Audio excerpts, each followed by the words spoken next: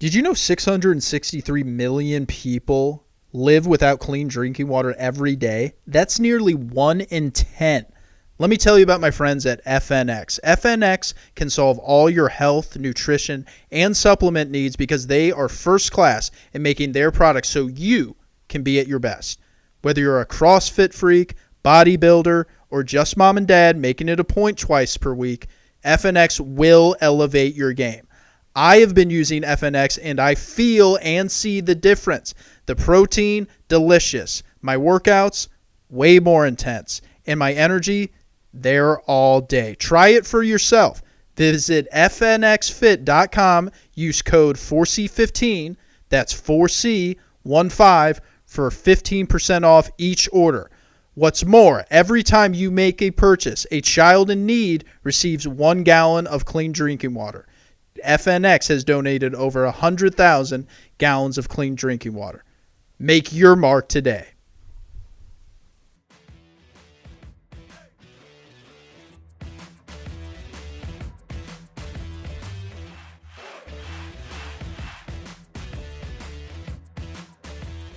Welcome in, everybody. It's the podcast, Pete 4C. Another week of football in the books. We had another great game out in LA. It seems to be at SoFi Stadium. If you want to watch a damn good football game, that's where you go. Whether it's the Rams, whether it's the Chargers, you're going to be due for some primetime football. And the Chargers got another victory. Justin Herbert, he is humming. Baker Mayfield, definitely a good game, but not a great game. And again, playing from behind, could not get Cleveland to a victory. I'm going to touch on how really Cleveland, they are approaching the contract extension with Baker in the same way that Dallas did. However, it appears they're approaching it the same and going the different direction than the other. And I think it's the right move. And we'll touch on why Baker should not be extended by the Browns. But definitely going to talk about off the top here, the Kansas City Chiefs. Really don't like what I'm hearing from the players. Whether it's Tyrann Mathieu, whether it's Mahomes, the show and go effort, it's not getting it done. And the record says it. They're 2-3, and the Bills just had their way with Kansas City yesterday. We'll touch on them right away. But also want to talk about the Astros and their alleged sign stealing again. Ryan Tepera of the Sox talked about that after the game on Sunday evening. I had that game going along with the Chiefs. So we'll touch on that, along with John Gruden and his 2011 email. Did that have an effect on the game? How should Gruden be looked at going forward? We'll dive into the Raiders and John Gruden there. And then, of course, the Seattle Seahawks, Russell Wilson, they kicked us off here in Week 5. I think they have issues, obviously, with quarterback and going forward here, but their issues are much deeper than that, and it involves the head coach and the general manager. We'll talk about that. It's episode 57 of the podcast. Thanks so much for tuning in.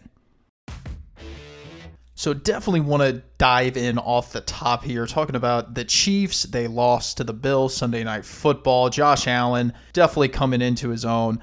Definitely think there are some things that worry me, but overall his game, as far as placing the football, his running ability with his legs, his arm, and his ability to make a lot of throws off script, on script, on time, and obviously throwing the ball deep.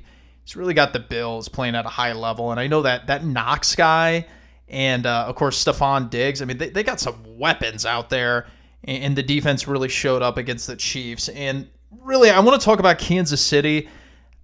It was worrying me about 3 weeks ago, and there's been some post-game comments. One from Mahomes a couple weeks ago when they lost to the Chargers, and now you got Tyrann Mathieu tweeting out, or he didn't tweet out. I saw it via a tweet from the great Nate Taylor via The Athletic covers the Chiefs. He said, quote, "Everybody in this league wants what we have, all the success that we've had. Teams are chasing that glory." Again, that's safety, Tyrann Mathieu. And this just kind of reinforced what I thought about Kansas City and their just mindset. And that's that they think number 15 is just going to save them. They think that Patrick Mahomes each game is just going to save their bacon each and every time out. And we're realizing that they have no respect for 60 minutes. They have no respect for the 3 phases of football: special teams, defense. They only think that passing the ball with Patrick Mahomes is going to win them the game, and it's not. Patrick Mahomes, he's not playing that well. He really isn't. He's already matched his interception total, which interceptions, not always the great way to gauge whether a guy is playing turnover-free football. But when you do match it from last year to this year, and we're all only in week 5, about to head to week 6, this is a big issue. And I know that he throws for a whole bunch of yards, and I know that he did it yesterday. I think what I'm looking at here, as far as the Chiefs, he had thrown for 272 yards, so it wasn't quite 300, but he threw the ball 54 times. So really just not even a good day. A couple touchdowns. Yeah, 272 yards isn't bad, but when you contextualize it, 54 times he dropped back? That's just absurd. One, to ask that of him, and two, to think that that's going to be a winning formula for football games. And, they have this sorry-ass defense that just gets way too pressure happy. You got Spagnuolo, who's had some great defenses. Okay, he coordinated one to a Super Bowl last year, Super Bowl championship before that. So I'm not saying he's an idiot, but you look at some of the revived defenses this year, and it's going to be Las Vegas, who's been a little bit better. They weren't good yesterday against the Bears. We'll talk about the Raiders here in a minute as well. But you look at Dallas, they have simplified things. They're playing faster. They're playing smarter. I just think with Spags, he's trying to just dial up all this pressure to force a turnover, and nobody knows where to go. You got Daniel Sorensen, who is getting roasted everywhere I look, whether it's stuff I read or stuff I listen to. I've never seen a safety get so much heat after one game, and it's well-deserved. He was awful yesterday. I just look at this Chiefs team between what they're doing on defense, what they're saying after the games, how they're playing during the games on offense. It's all pretty bad. I'm not seeing anything that I really like. There hasn't been one bright spot. And Patrick Mahomes, look, excellent player, high-level player, top 1, 2, or 3 quarterback in the league. You could probably make the argument with 2 other players, and that's a debate that we're not going to have here. But he's not playing well. And right now, the Chiefs are 2-3, staring at week 6 potentially being the last team in the division. So are we so sure that Mecole Hardman's a good player? Are we so sure that Josh Gordon is a good player? Are we so sure that Travis Kelce is just, exceptional when you let him free and you double Tyreek Hill? Because that's what teams are doing. They're taking away Tyreek Hill, and they're saying, go ahead, take Kelce. Go ahead, throw him the ball. You can have those yards. Right now, they're not scoring points. Right now, the Bills are doing whatever the hell they want on offense and taking the game away on Sunday night, even after a rain delay, even after you had extra time to figure out what the hell they were doing. And it used to be that Kansas City, you were optimistic. At least that's what the media was telling me there in the fan base, that you were optimistic. Well, we can score 30 points any game. We have Patrick Mahomes, so it's all good. Well, guess what? Now you do have to score 30 points every game. And it doesn't seem to be so optimistic now. Kansas City has struck out on this formula, and they have to get it going and fix it here in a hurry. Because guess what? The rest of the division, no slouch. There's no egg on your face type of team in the AFC West. So if you think you're just going to waltz to another AFC West title, think again. And I'm not writing them off. I'm saying they got serious issues if they think they can just show up, ball out, come fourth quarter, and number 15 is going to save the day. Because guess what? We're 5 games through the season, and it's not happening outside of week 1 in Cleveland. But that's a good team. You played a hard-fought game for 4 quarters there. That's the way you should be playing the rest of the way. But it's just not happening. And then I see yesterday, I see what I've seen with a couple of other big games with Kansas City, and that's Andy Reid talking about penalties. Like, he didn't like the Frank Clark roughing the passer, and I remember that shit from New England in the AFC Championship game in 2018. I remember that in the Super Bowl last year, talking about penalties and flags. It's just like, oh my God. If you complain about penalties in the NFL, you are just a certified loser. Losers talk about penalties. Winners never do. And the Chiefs, anytime there's a big game, whether against the Buffalo Bills, to see how you can size up against the rest of your conference, or if it's the Super Bowl, if it's the playoffs, of course, penalties come into the picture. And again, I heard it from the locker room. I really don't like where this team is at. And I remember a couple weeks ago, Mahomes tweeted out immediately after the game. I thought that was weird. Got it pushed to my phone just minutes after they lost to the Chargers. He's on Twitter after the game, tweeting stuff out, talking about adversity. And now you got Tyrann Mathieu saying teams want to be like us. Well, no, guess what? Teams are ahead of you right now. They do not want to be like you. They're better than you. You're last in the division. You guys may want to be like them because they're ahead. The losers talk about the past. Fakers talk about the future. What are you doing right now? Right now, you're 2-3, and you're not a good football team. And Kansas City, they got to get it going in a hurry. Definitely caught a lot of that Cleveland Browns Chargers game. It was the late afternoon slate along. Saw some of the Cowboys Giants game. I actually flipped on the television when Daniel Jones got hit with that concussion. Didn't catch it at the time, but then replayed it or caught the replay as far as him wobbling off the field. And you go, holy smokes, man. That guy got cleaned up. And the fact that they put up the points that they did against Dallas with no Kenny Golladay, no Saquon, no Daniel Jones. They were missing another guy. But, I mean, they were just, they haven't had the receivers, Slayton and the other guy. Just been a tough break for the Giants. They're just not really a well-run organization overall, but they have had some tough luck there. And, you look on the other side of the field, and the Cowboys, man, they are just humming right now.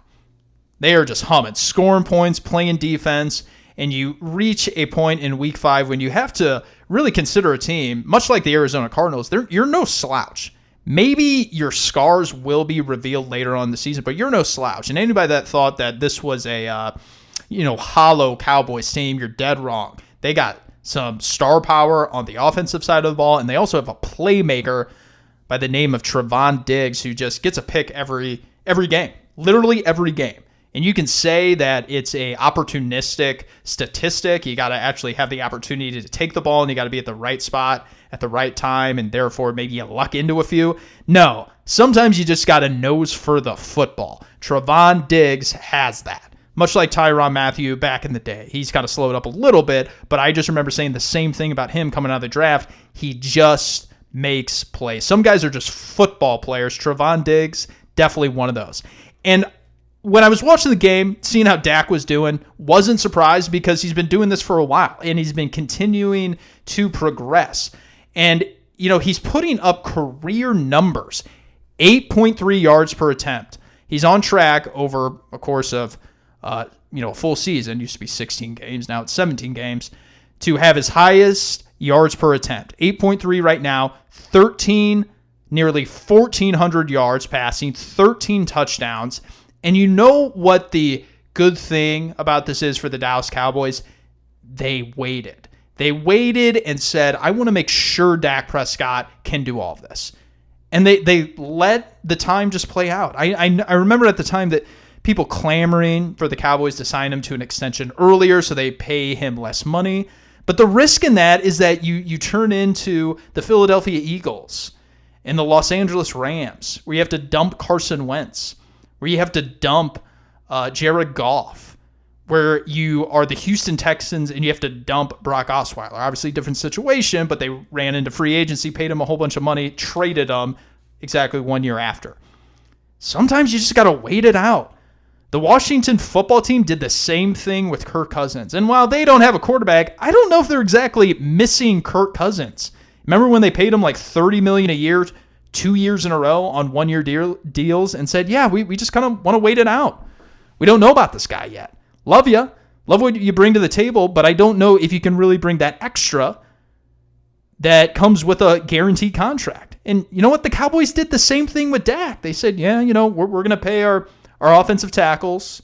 We're going to pay our guard, Zach Martin. We're going to pay Jalen Smith. That was a bad move. They cut him earlier. But we're going to pay Zeke, who's a weapon. And then, yeah, we'll figure out, the quarterback situation. We just need a little bit more time. Love Dak, but we're going to play this out. Sorry, business decision. And look, it's worked out fine. You know what you're getting. Dak Prescott, soldier, does everything that the head coach asks of him. Cowboys quarterback, very savvy at the podium, knows exactly what to say. Don't have to worry about him at 2 a.m. on a weekend. You know exactly where he's going to be. He's going to be at home. He's already going to have had cut up the film. But some of these other guys, you sign into these contracts so early, and then next thing you know, you got to bail out. And I think about Baker Mayfield, and, again, just cannot pull from behind. Continues to lose after his team is trailing. And it just goes to show, Dak Prescott, by the way, a lot of fourth quarter comebacks in his career. Baker Mayfield, he cannot win from behind. And I look at this cat, and I think, $35 million plus a year? Like, are you really about to sign up for that, Cleveland? It doesn't look like it. I think Andrew Berry is taking the smart approach here and waiting. But if they do this, I think it's a mistake, especially when Jimmy Garoppolo is about to be out on the free agent market. Because, you draft a guy in the first round, I think the 49ers are going to have that guy play at some point, even though Trey Lance was awful yet again in his first start of his career, which nothing against that kid. I just think the 49ers have set him up to fail. But with Baker Mayfield, I don't see a great athlete.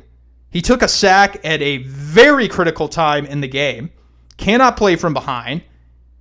You look around at Justin Herbert, Patrick Mahomes, Josh Allen. You see athletes on the field, and I just look at Baker Mayfield. He's short. He's chubby. Doesn't move well. Can only play one style of football off play action and with a ground and pound run game, and he has 2 starting running backs on his team. Is that sustainable?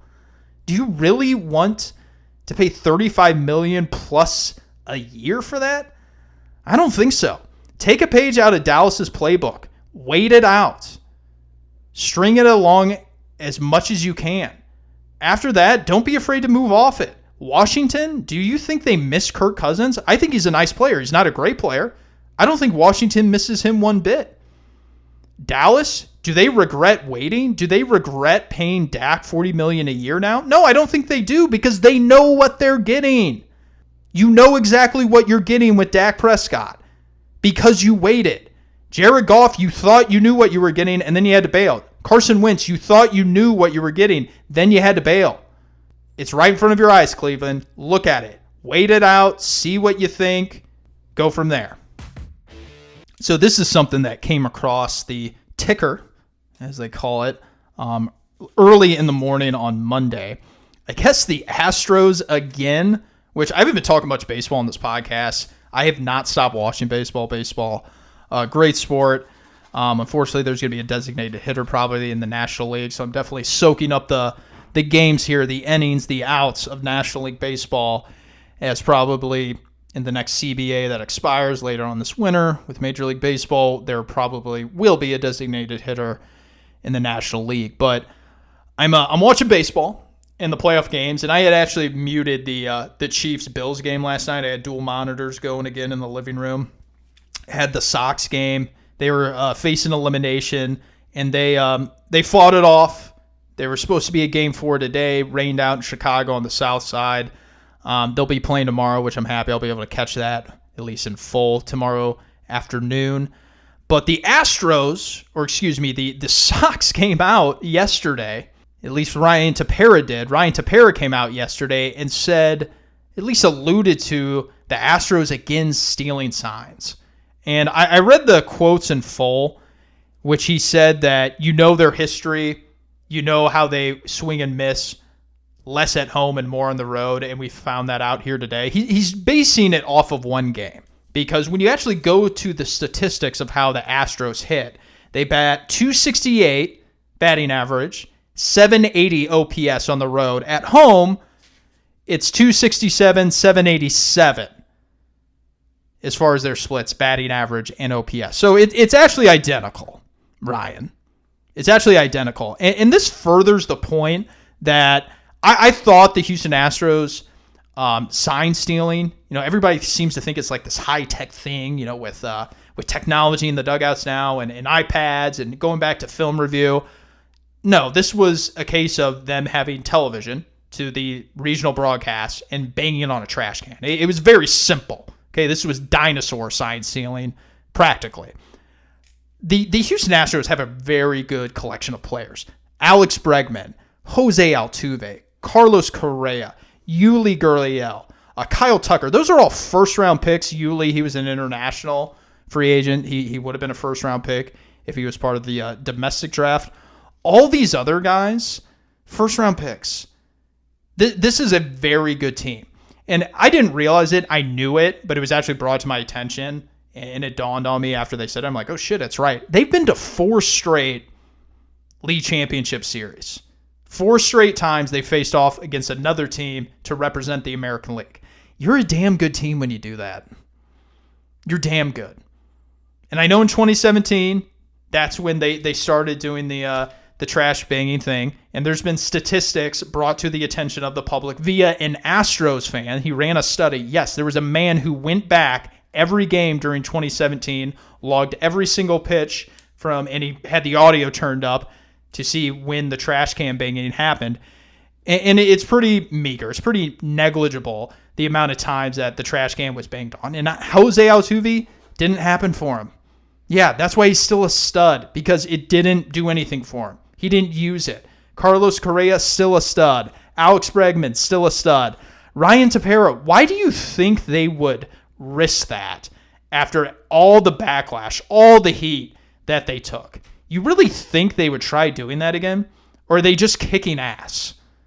I know Ryan Tepera has been a very good pickup for the Sox. Went from the north side to the south side. Got a 176 plus ERA plus, pitching very good for the Sox. But let's stop with the Astros cheating, asterisk, tainted World Series. No. Maybe they wouldn't have won it, but they very well could have won the 2017 World Series, even if they didn't do that trash can banging malarkey. An Astros fan logged it all. It was something that was pretty meager. Didn't help them that much. And now we still have guys talking about this. Like, they're about to be 1 game away from their 5th consecutive series to represent the AL in the World Series. I think it's time to give credit where credit is due. They're a damn good team. They got complete hitters. Dusty Baker, he's leading the squad, and he's got him on a mission, which I thought at first, I don't know if this guy's the right man for the job, taking over for AJ Hinch. It's kind of like, pivoting, going the other way. Got to give Dusty credit. He's a baseball guy. 5 different teams he's led to the playoffs. Going to represent his squad in the World Series, perhaps for another year. And he's got this team connected. None of them went to the All-Star game. I thought that was awesome when they, I think they had 5 guys representing the AL. They just all said, yeah, we're not going. Thanks, but we'll stay home. We'll rest up. We'll just kick ass. I kind of like seeing the Astros do their thing. And I think Tepera speaking out on this, just pretty low of him. Pretty low, and he better hope that his Sox rattle off another W, because otherwise, Houston lineup, it's coming for him again. We're coming off a week in which the Rams and the Seahawks, they started on Thursday night. Thursday Night Football, which again just continues to lap the rest of the TV shows out there. Remember when Thursday Night Football was supposed to be just wiped off the board? People thought it was awful. Take it off. I can't stand it. Concussions, Thursday Night Football, line from the owners. It's going to kill football. And now we look at the ratings. Thursday Night Football is up. Concussions are kind of in check here. And the NFL is still thriving. Yeah, NFL is doing great. They are printing cash. And I watched every snap of that Seahawks and Rams game. I didn't think it was a great game. I thought it was one of those games where you grind it out, see who's tougher, because we're in week 5 now. Those Thursday night games, it's a battle of attrition, man. Who can stay healthiest? Who's got the grit? Who's got the toughness? Some of these games, though, they could get ugly. It could be like that, 23-21 victory. Who's going to get it? That's what this game kind of was. The Rams, they eked it out. Russell Wilson, freak injury. He had his middle finger on the helmet, or maybe it was the ring finger. Either way, he had to come out. Geno Smith, a guy who I've kind of pounded the table for. I don't think he's that bad. I think he had a bad rap with the Jets. He went on to L.A., was a backup. He's been a backup for Seattle. I think he played okay. Obviously, threw that pick that was not really his fault to end the football game. But the big takeaway here with Seattle is I'm starting to think this John Schneider, Pete Carroll relationship, a lot of people talk about Wilson and Pete Carroll. I think this is more of a general manager, head coach situation. Pete Carroll wants to continue to play football the way he wants to play, and he wants more control of the roster. Now, he does have control. I think John Schneider does a very good job getting the players that he wants, but ultimately, I think there's some disagreement. Because right now, Carroll in the cornerback room on the defensive side of the ball, a.k.a. Pete's thing, those cornerbacks, they suck. I was watching that Rams game. Cooper Kupp, Robbie Woods, two great wide receivers, wide open. And I know those are two good wide receivers. I watch every Rams game. But guess what? They were running right by those cornerbacks. They have no tight end. Their offensive line, the Seahawks, below average. I don't know what the team philosophy here is anymore. I know back in the heyday, Legion of Boom, they hit on all these like late round picks and turned out to be all Hall of Famers. If that was Pete, hats off to him. Okay? You found Earl Thomas he was a first round pick, so everybody knew he was good, but you found Cam Chancellor, you found Bruce Irving, you found Richard Sherman, but guess what? Like those days of like playing defense and running the football with Marshawn Lynch, that shit's over.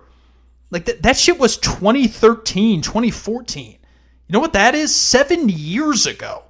It's a different game now. And I think John Schneider, a guy who's always in tune with, relating to players and finding guys who fit the NFL today, he's kind of in this little situation where he has to answer to Pete and get him the players that he wants to play his brand of football, which he's done a good job. They got Chris Carson, and they found that offensive lineman as well. But, this thing with Pete Carroll where it's just simple, play fast, play with effort, great fundamentals. Like, yeah, that's all good stuff, and you need all of it. But you do have to like keep up with the times of like how to play. Like, they've diversified their playbook a little bit on defense. But now are your players matching up with it? Because you drafted all these guys to play the cover three. Now you're kind of walking away from that because you realize you have to. But now your players aren't good for that. And then on offense, you don't have any talent. So I'm really lost with this whole thing. Like, who's going to go first? Is it going to be Pete Carroll? Is it going to be John Schneider? I tend to think that Pete, he is in his 70s. But that guy, you just look on the sideline. He still has the energy. Still loves to coach. And that's the biggest takeaway with these coaches. You look at Belichick. He once said he's not going to coach into his 70s. He sure as shit looks like he wants to coach into his 70s. That guy's still dialed in.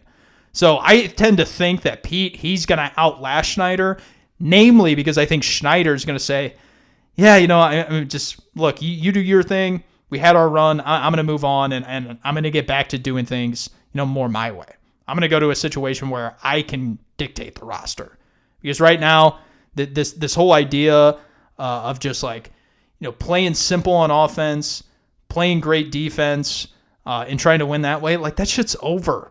That shit's done. And there's going to be some general manager jobs that open up. Namely, I think the Giants are going to. And I could see John Schneider leaving Seattle to go to that job. And, it just makes me think, can Wilson, Carroll playing the brand of football with Carroll calling the shots?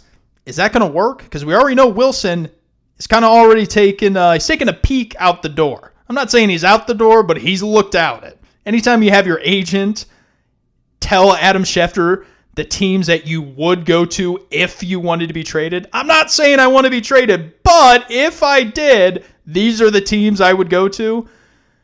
When you got Wilson leaking that to ESPN, it just makes me think, Wilson, Carroll, no Schneider, where's this all headed? Because he's going to be out for a month, and Seattle, for the first time in a long time, you always used to think they would figure it out. And as we head into week 6, I just don't know if that's going to be the case. Appreciate everybody listening. Thanks so much. Tell your friends, tell your family, subscribe, review, 5 stars, share it directly from the Pete Forsey podcast feed. There's no such thing. I'm just making that up. But tell your friends, tell your folks about the podcast, what we have going here. We're going to be going every week, every Monday. We talk NFL, love baseball too. That's going to be in full swing as far as the playoffs. As we go deeper, we'll have the championship series starting on Friday and Saturday, and it'll be interesting to see what the Sox and the Astros look like tomorrow. But 816-226-7483, that's the call line, that's the text line, at Pete4C, all social media.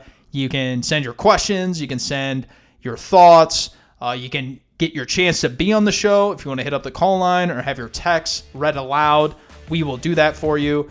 Tell your friends, tell your family. Thanks so much for tuning in. We will see you next week.